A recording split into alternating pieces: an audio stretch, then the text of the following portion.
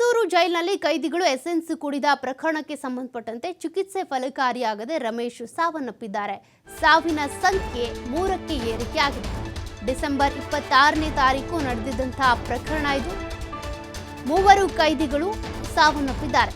ಆಸ್ಪತ್ರೆಗೆ ದಾಖಲಾಗಿದ್ದಂತಹ 3 ಕೈದಿಗಳು ಕೂಡ ಚಿಕಿತ್ಸೆ ಫಲಕಾರಿಯಾಗದೆ ಸಾವನ್ನಪ್ಪಿರೋದು. ಸಾವಿನ ಸಂಖ್ಯೆ ಅಲ್ಲಿಗೆ 3ಕ್ಕೆ ಏರಿಕೆ ಆಗಿರೋದು. ಜೈಲಿನಲ್ಲಿ ಎಸೆನ್ಸ್ ಕುಡಿದಂತ ಪರಿಣಾಮ ಆಸ್ಪತ್ರೆಗೆ ದಾಖಲಾಗಿದ್ರು 3 ಜನರು ಕೂಡ. ಅದರಲ್ಲಿ ಈಗ 3 ಜನರು ಕೂಡ ಸಾವನ್ನಪ್ಪಿದ್ದಾರೆ. ರಮೇಶ್ ಕೂಡ ಸಾವನ್ನಪ್ಪಿರುವಂತ ಮಾಹಿತಿ ಲಭ್ಯವಾಗಿದೆ. ಆಸ್ಪತ್ರೆಗೆ ದಾಖಲಾಗಿದ್ರು ಬಟ್ ಚಿಕಿತ್ಸೆ ಫಲಕಾರಿಯಾಗಿಲ್ಲ. 3 ಕೈದಿಗಳು ಸಾವನ್ನಪ್ಪಿದ್ದಾರೆ. ಇನ್ನು ಮುಂದಿನ ಪ್ರೊಸೀಜರ್ ಏನೇನಾಗಬೇಕು ಅದಕ್ಕೆ ಸಂಬಂಧಪಟ್ಟಂತೆ ಪೊಲೀಸರೀಗ ಸಿದ್ಧತೆಯನ್ನು ಮಾಡಿಕೊಳ್ತಾ ಇದ್ದಾರೆ. ಪೋಸ್ಟ್ ಮಾರ್ಟಮ್ ಇರ್ಬೋದು, ಮತ್ತು ಆ ಒಂದು ಮೃತದೇಹದ ಹಸ್ತಾಂತರ ಇರ್ಬೋದು, ಅದೆಲ್ಲ ಪ್ರೊಸೀಜರ್ಸ್ ಕೂಡ ಇನ್ಮೇಲೆ ಶುರುವಾಗುತ್ತೆ.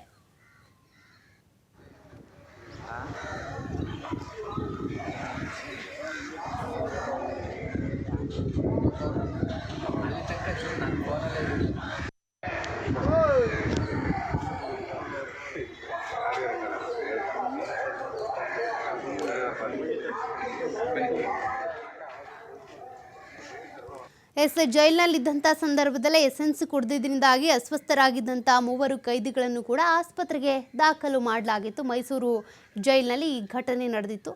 ಆದರೆ ಈಗ ಒಬ್ಬೊಬ್ಬರಾಗೆ ಸಾವನ್ನಪ್ಪಿರೋದು. ಈಗ ಸಾವಿನ ಸಂಖ್ಯೆ 3ಕ್ಕೆ ಏರಿಕೆ ಆಗಿದೆ. ರಮೇಶ್ ಕೂಡ ಸಾವನ್ನಪ್ಪಿದ್ದಾರೆ.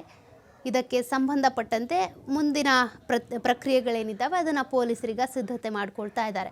3 ಕೂಡ ಚಿಕಿತ್ಸೆ ಫಲಕಾರಿಯಾಗಿಲ್ಲ. ಡಿಸೆಂಬರ್ 26ನೇ ತಾರೀಕು ಈ ಒಂದು ಪ್ರಕರಣ ಮೈಸೂರಿನ ಜೈಲಿನಲ್ಲಿ ನಡೆದಿತ್ತು. 3 ಕೈದಿಗಳು ಕೂಡ ಆಸ್ಪತ್ರೆಗೆ ದಾಖಲಾಗಿದ್ದರು. ಆದರೆ ಚಿಕಿತ್ಸೆ ಫಲಕಾರಿಯಾಗಿಲ್ಲ. ಚಿಕಿತ್ಸೆಗೆ ಅವರು ಸ್ಪಂದಿಸಿಲ್ಲ. ಹೀಗಾಗಿ ಸಾವನ್ನಪ್ಪಿದ್ದಾರೆ.